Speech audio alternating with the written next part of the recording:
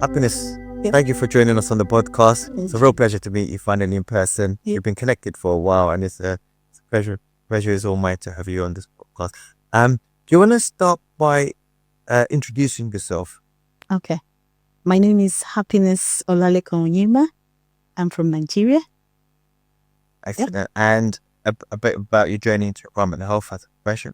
Okay, so back home, I already had a master's in environmental health. And then that's the beginning of my journey into environmental health. And then coming into Leeds Beckett, for me, it was just like a top up Okay. to add to the knowledge I already had. And that was how I came into So Leeds Beckett. the Masters in Environmental Health in Nigeria, guessing there's a lot of transferable skills and travel. How does it, environmental health in Nigeria, how is it different to environmental health in Okay, so for me, in the UK, basically, we've got lots of laws, legislation. Yeah, we have that back home, but there are lots of differences. And then I also observed here that they're very particular about safety to the core. When I came in here and we did a course in food safety intervention, and we talked about allergens, I was like, wow, I've not seen it in this form. allergens? Is it something that's covered in Nigeria? We did, but not to the core. Okay. And we don't really take it very, like seriously. Here, you hear someone say, oh, I'm allergic to shellfish. I'm allergic to snail. I'm allergic to these. That's Yeah. So, and also with regards to food labeling, I'd say they take it very serious here because of the But- have issues. so. In terms of the areas covered by environmental health, from my understanding, Nigeria. Housing doesn't, for example, come up. No, It's completely separate. it's different. It's separate. Housing should be under Ministry of Works. Okay. Yeah. So environmental health basically covers food safety, public health, sometimes some aspect of reproductive health. Okay. Yeah. Environmental health does. Yeah, some aspect of reproductive health, but basically food safety, health and safety. These are the major areas Sure. covered in environmental health. So Yeah. you've now graduated, right? Yeah, good. Congratulations. Thank you. Excellent. And what's been your journey like in terms of acquiring employment, graduation? Oh, I would say it's been hard. It's not been a roller coaster. The issue of having work experience, sometimes, especially the UK work experience, has really been a setback for me. Yeah, it's really been a setback trying to. So what steps have you taken in order to sort of get into? Yeah, so I've been to some councils. I wouldn't want to mention the names here. I've been to some councils and For graduate programs? yeah, I've had interviews with some of the councils, and one particular council, after the interview, said to me, oh, you did well. In fact, you came second, but the person who came first has got, experience Okay. more than me. So I said to them, okay, fine, giving me the job, why not give me at least 6 months work experience with you? And they were happy with it. So you're doing that now? I started with them. Okay. And after 2 months, they came back to say, oh, we've got lots of apprentices starting with us. We may not have the time to take you through this work experience process anymore. Just Yes, we you've put got- you on the waiting list. Yeah. You did 2 months practical experience Yeah. with this particular local authority. Yeah. With this particular council. And it was meant to be 6 months. It was meant to be 6 months. So we'll put you on the waiting list. If anything comes up, we'll just know that we've interviewed you. And just keep an eye if we have another vacancy. Okay. So another opportunity came out With the same authority? with the same authority. And then I wrote back to them to say, oh, I'm ready. It's okay, apply. I reapplied. And this time, they didn't call me back. Didn't get an I didn't interview. get an interview. So that was it with them.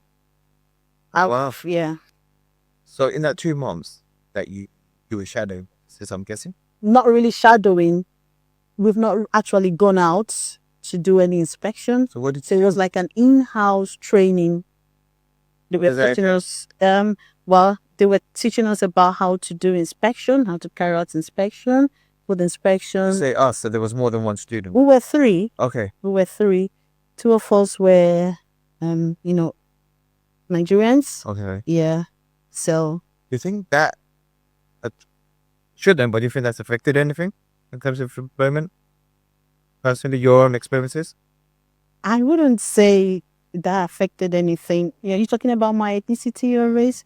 I wouldn't say so. For me, I don't have the view about the fact that you mentioned like 2 of us were curious. Yeah, yeah. But ultimately, look, it's a sector that works with communities that are diverse. Yeah, we're diverse. Yeah, and the environmental health professionals serving these communities should represent the communities. Of course. That they're serving. Yeah, I don't see that. I don't see that as a barrier. Good. I don't see that as a barrier at all. Like you explained, this is a profession that encourages diversity and inclusion.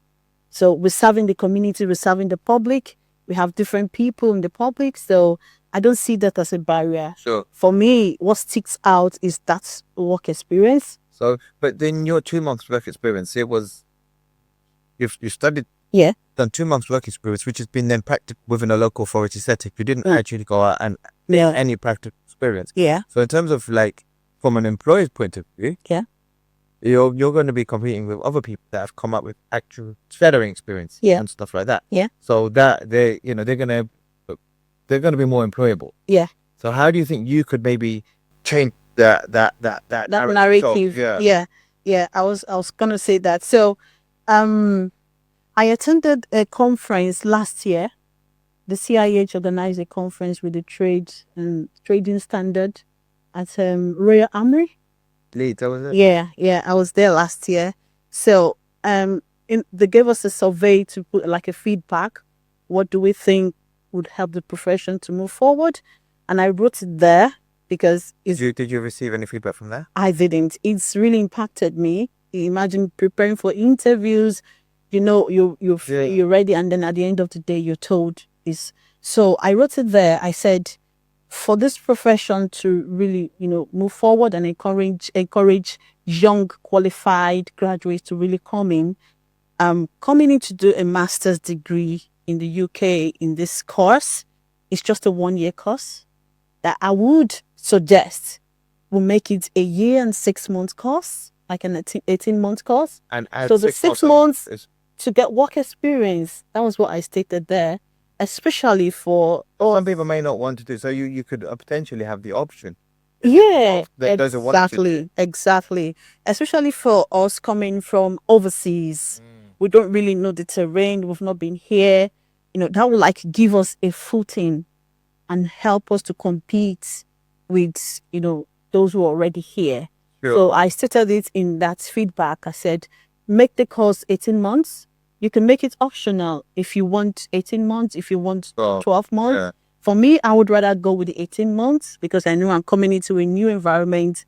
I need to, stabilize and get things that will make me fit in. So I think doing that will really help. Look, I've been recruiting within the environmental health sector for 27 years, and I've noticed that people who've done the degree straight got the academic knowledge. Yeah. Compared to those, even if they've got a 2-1 or a first, compared to someone who's maybe got a 2-2, but has done 1 year sandwich. Yeah. They're straight away employable. Exactly. Because they've got that 1 year experience, they've rotated about different. Yeah. So I think could you approach local authorities near to where you live and offer your services on a voluntary basis and continue beyond the 3 months experience that you've gained? Gain practical experience where you can shadow office and spend time with them. Once you've got that practical knowledge, got the qualifications. Environmental health is a sector that needs fresh talent. But because they're sometimes stretched, they may not be able to provide you with the training. But if you've got that shadowing experience, it will change things dramatically in terms of your employability. Yeah, but the issue is some of the local authorities don't really have that time. I understand they don't really have that time to allow you to do shadowing. Oh, you've approached? authorities to do that? Yeah, I've been on these for a long time. I've reached out to so many people on LinkedIn. I posted some time on LinkedIn. I shared my experience, how I've been struggling, and lots of people reached out to me. Even someone from Lichfield reached out to me and said if I don't mind coming down to Lichfield. Like, oh, that's a very long distance. I stay in Leeds. So you need something commutable Exactly. within an hour. Within an hour, Okay.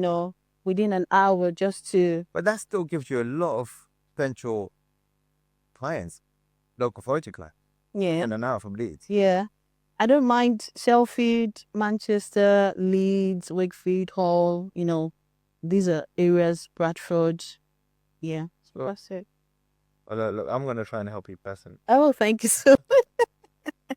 So, thank you. That's kind of and in terms of the future of the profession, where do you see it going? Wow. I love environmental health. I must say that. I love environmental health. I can see the impact they're really making in this country. Yes. So I see a great future for environmental health, a very great future. If we have the right backing and then we have the right support from the government, yeah, and then we see them approve lots of our bills, lots of our laws we bring out to say, okay, this is what we want to do, this is what we want to do. If we get the right backing, we get the right support from the government, we'll go far. Yeah. It's a very great profession. As I've said a few times already today, I think environmental health are the unsung heroes. Yeah. Everyone needs it, but nobody really knows of their existence. Yeah, exactly. We're doing a lot in the background, but it's like to just recognize maybe doctors, nurses, lawyers, but we are really the unsung heroes. Yeah. I really appreciate, especially my lecturers, I appreciate them, the enthusiasm, the passion with which we were taught, passing that knowledge to us, making us feel like, oh, this is what you do to save the community. And our families are also part of the community. So environmental health is a great profession. I can do it over and over and over again. Fantastic. Tell you, yeah. And in terms of potential employers, they wanted to reach out to you about opportunities. How could they find you? You can find me on LinkedIn. Okay. Yeah, I'm on LinkedIn. And what you're on LinkedIn as? I'm Happiness Olaleken-Onyema. That's my spell that maybe. Okay, yeah. Happiness, HAPPINESS. Olaleken-Onyema, OLALEKAN, -ONYEMA. If anyone's got any opportunities or graduates, please do reach out to Happiness. Yeah. Thank you very much. Thank you so much. I appreciate this opportunity given to me to speak out. Thank you so much. And it's nice meeting you in person. Likewise. Thank you.